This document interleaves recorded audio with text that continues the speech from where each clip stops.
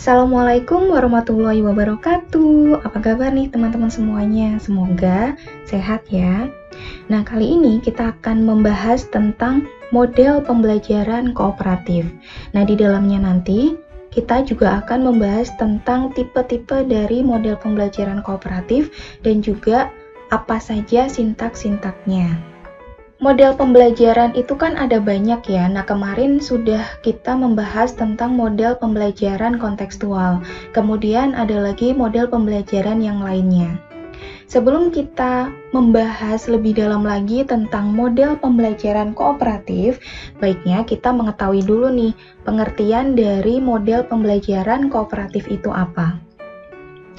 Jadi, model pembelajaran kooperatif itu adalah suatu model pembelajaran yang dapat meningkatkan pencapaian akademik dan sikap sosial peserta didik melalui kerjasama di antara mereka.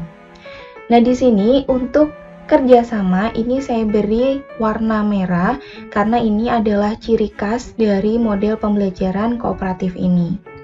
Kemudian, untuk mengetahui lebih lanjut tentang ciri khas dari model pembelajaran kooperatif ini, kita lihat karakteristiknya. Yang pertama adalah peserta didik bekerja dalam kelompok untuk mencapai kompetensi yang telah ditentukan. Nah, ini adalah ciri khas utama dari pembelajaran kooperatif, yaitu adalah bekerja di dalam kelompok. Kemudian yang kedua adalah memiliki tim yang terdiri dari peserta didik dengan kemampuan tinggi, sedang, dan rendah. Yang ketiga, memiliki tim yang homogen dari sisi ras, budaya, dan gender. Nah, di dalam mata kuliah psikologi pendidikan, ini juga sering dibahas tentang cara membuat kelompok kecil. Cara membuat kelompok kecil yang direkomendasikan itu adalah bersifat homogen. Homogen tidak hanya dari nilai secara kognitifnya, tapi juga homogen dari gender, ras, dan juga budaya. Dan yang keempat itu adalah sistem penghargaan diorientasikan pada kelompok dan individu. Jadi, walaupun model pembelajaran kooperatif ini dibagi ke dalam kelompok-kelompok, itu penghargaannya itu juga diberikan kepada individu-individu yang berperan aktif di dalam pembelajaran saat itu. Untuk tipe dari model pembelajaran kooperatif itu sendiri, itu ada banyak. Dan mungkin teman-teman sebelumnya sudah pernah mendengar ya tentang model pembelajaran kooperatif tipe STAD, model pembelajaran kooperatif tipe Jigsaw, dan itu pasti diikuti dengan kooperatif tipe ini, kooperatif tipe itu gitu. Nah, itu karena memang jenis dari pembelajaran kooperatif ini ada banyak sekali. Jadi, semua pembelajaran atau semua model pembelajaran yang di dalamnya itu terdapat aktivitas kelompok, kemudian kerjasama di dalam kelompok, nah itu berarti digolongkan ke dalam model pembelajaran kooperatif. Nah, di sini saya menyediakan 7 contoh dari model pembelajaran kooperatif. Yang pertama ada STAD atau Student Team Achievement Division, kemudian ada tipe Jigsaw, yang ketiga ada GI atau Group Investigation, kemudian yang keempat ada pendekatan struktural, kemudian yang kelima ada NHT atau Number Head Together, kemudian yang keenam ada TGT atau Team Games Tournament, yang ketujuh ada TPS atau Think Pair Share. Ini juga masih banyak yang lainnya, mungkin teman-teman bisa menemukan tipe-tipe dari pembelajaran kooperatif yang lainnya juga. Berbicara soal model pembelajaran itu tidak terlepas dari yang namanya sintaks. Nah, bagi teman-teman yang belum tahu tentang sintaks itu apa, jadi sintaks itu adalah tahapan-tahapan dari model pembelajaran. Nah, di sini sintaksnya ini disebut sebagai fase ya. Jadi bisa disebut fase, bisa disebut sintaks juga. Jadi untuk fase yang pertama itu adalah menyampaikan tujuan dan memotivasi siswa. Lalu yang dilakukan oleh guru dalam fase yang pertama itu adalah guru menyampaikan semua tujuan pembelajaran yang ingin dicapai pada pembelajaran tersebut dan memotivasi siswa belajar.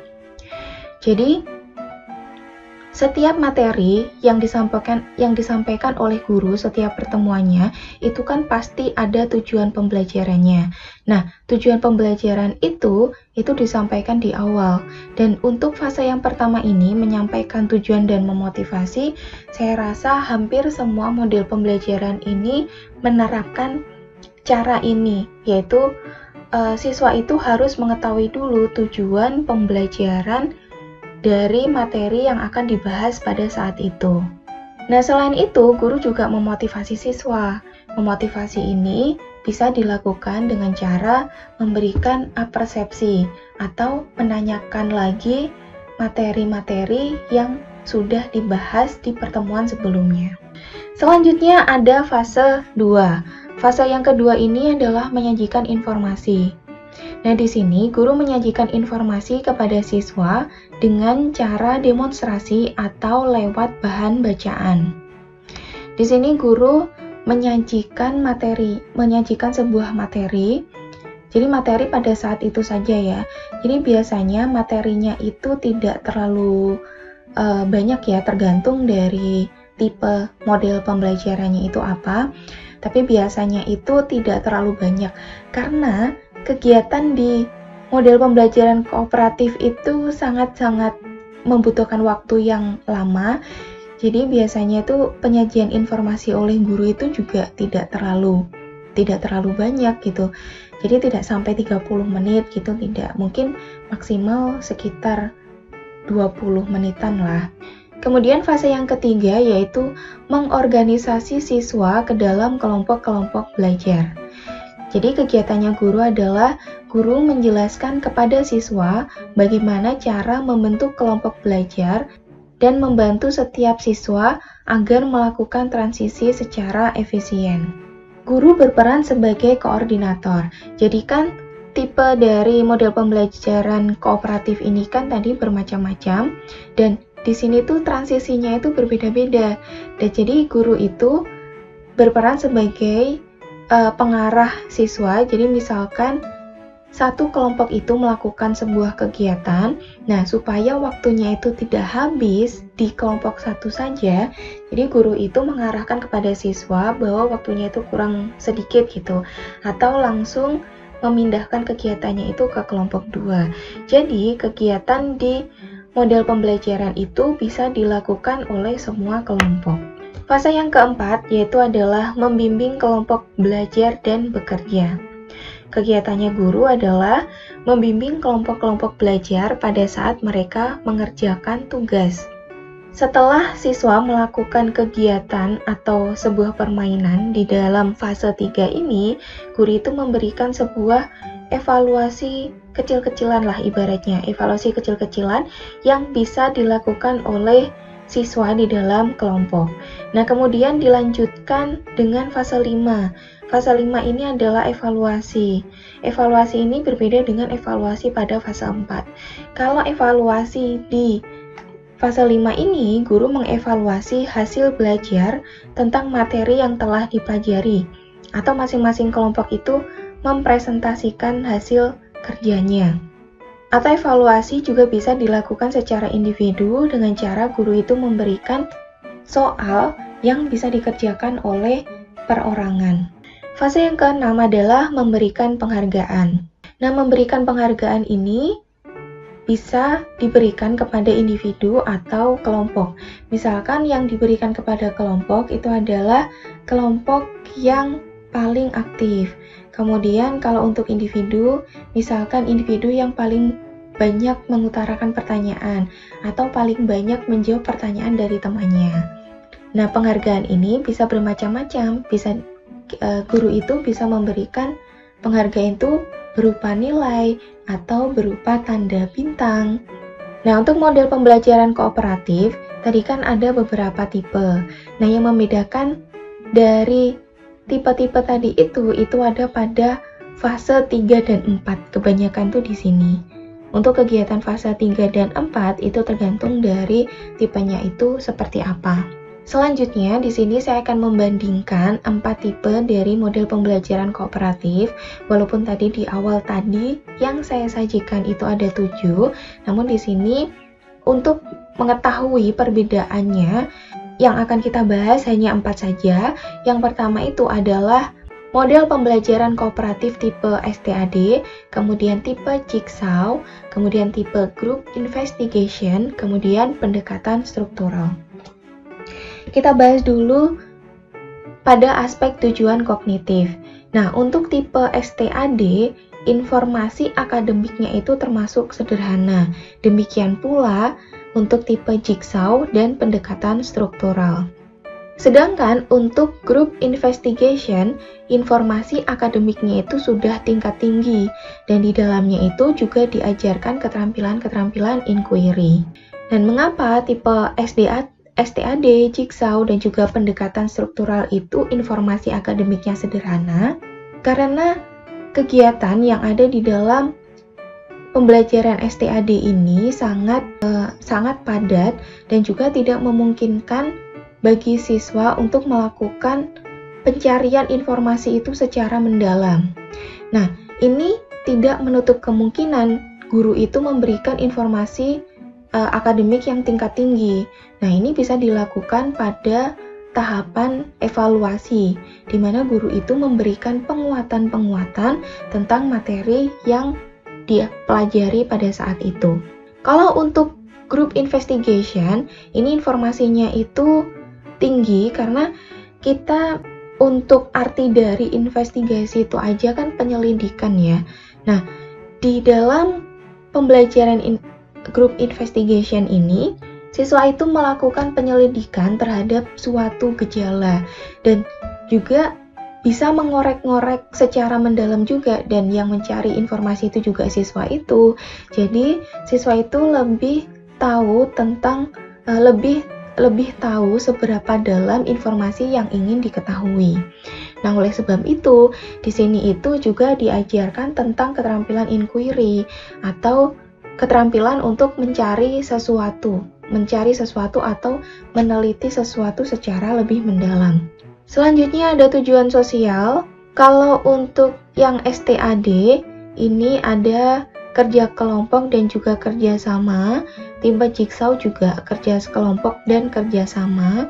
Kalau untuk Group Investigation itu ada kerjasama dalam kelompok kompleks. Jadi ini tuh seperti ibaratnya siswa dalam kelompok itu memiliki penelitian kecil di mana setiap anggota kelompoknya itu sudah memiliki tugasnya masing-masing untuk mencari informasi. Kalau pada pendekatan struktural, keterampilan kelompok, di sini diajarkan keterampilan kelompok dan juga keterampilan sosial. Untuk struktur tim, untuk tipe STAD itu kelompoknya itu heterogen dan terdiri dari 4-5 anggota. Dan ini semuanya itu heterogen ya, mulai dari STAD, Jigsaw, Group Investigation, sama pendekatan struktural. Karena memang pembuatan kelompok heterogen itu sangat direkomendasikan. Heterogen ini seperti yang sudah saya jelaskan sebelumnya, bahwa heterogen tidak hanya pada nilai kognitif saja, tetapi juga heterogen pada gender, budaya, dan juga ras. Nah, di sini terkadang guru itu mengalami sebuah tantangan. Jadi, untuk menyiapkan kelompok yang heterogen, itu kan guru harus memilah-milah mana siswa yang memiliki nilai kognitif yang tinggi. Nah, kemudian siswa yang memiliki kognitif yang rendah. Nah, sedangkan siswa dengan nilai kognitif yang tinggi setelah dikumpulkan, itu kadang itu untuk gender dan juga budayanya itu berbeda-beda lagi. Nah, di situ guru tantangannya adalah meluangkan waktu untuk membagi kelompok supaya kelompok itu benar-benar heterogen. Untuk yang tipe Jigsaw, kelompoknya selain heterogen, itu terdiri dari 5-6 orang dan menggunakan pola kelompok asal dan kelompok ahli. Nah, di dalam pembelajaran tipe Jigsaw ini dalam satu kelompok kan terdiri dari 5-6 dan setiap orangnya itu memiliki tugas masing-masing. Nah, tugas masing-masingnya itu setiap orang sebagai ahli yang akan mencari informasi ke kelompok lainnya. Dan kemudian dibawa kembali ke kelompoknya untuk dijelaskan ke kelompoknya. Kalau untuk group investigation, kelompoknya itu terdiri dari 5-6 orang dan heterogen, sama seperti Jigsaw. Kalau untuk pendekatan struktural, ini kelompoknya bervariasi, bisa 2, 3, atau 4-5 orang. Kemudian, ini lanjutannya dari slide sebelumnya. Kemudian untuk aspek pemilihan topik pelajaran, untuk tipe STAD itu biasanya dipilih oleh guru. Tipe Jigsaw dan juga pendekatan struktural itu juga dipilih oleh guru. Tapi kalau untuk group investigation itu topiknya dipilih oleh siswa. Jadi guru itu hanya memberikan topik utama ya, ibaratnya topik utamanya itu apa, materi yang dipelajari itu apa. Nah, untuk topik yang ingin diketahui itu ditentukan oleh siswa sendiri. Nah, oleh karena itu, informasi akademik yang diperoleh siswa itu tergolong ke dalam tingkatan yang tinggi. Selanjutnya, tugas utama pada tipe STAD, siswa dapat menggunakan lembar kegiatan dan saling membantu untuk menuntaskan materi belajarnya. Kalau untuk tipe Jigsaw, siswa mempelajari materi dalam kelompok ahli, kemudian membantu kelompok asal mempelajari materi itu. Kemudian kalau untuk group investigation, siswa menyelesaikan inquiry kompleks. Kalau untuk pendekatan struktural, siswa mengerjakan tugas-tugas yang diberikan secara sosial dan juga secara kognitif. Selanjutnya ada penilaian. Nah, penilaian ini sebenarnya bisa bervariasi. Bentuknya juga bisa bermacam-macam, waktunya juga bisa tergantung dari gurunya. Tapi biasanya tesnya itu dilakukan mingguan. Kalau untuk tes yang kecil itu dilakukannya setiap pertemuan atau setiap minggu. Jadi supaya siswa itu tidak terlalu terbebani. Di sini yang unik itu adalah pada group investigation. Di dalam group investigation, ini siswa menyelesaikan sebuah proyek atau menulis laporan atau menggunakan tes essay. Jadi di sini bisa dilihat ya, kalau untuk group investigation itu kegiatannya itu lebih kompleks dan tingkatannya itu lebih tinggi daripada 3 yang lainnya. Yang terakhir, pada aspek pengakuan, pada tipe STAD ini berupa lembar pengetahuan dan publikasi lain. Kalau tipe Jigsaw ini adalah publikasi. Kemudian untuk group investigation ini lembar pengetahuan dan publikasi. Kalau pendekatan struktural itu bisa bervariasi.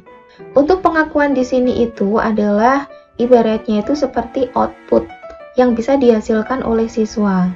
Jadi misalkan dalam tipe STAD itu siswa itu selain mendapatkan lembar pengetahuan atau materi yang sudah dibahas tadi, itu siswa juga bisa menghasilkan publikasi seperti rangkuman materi.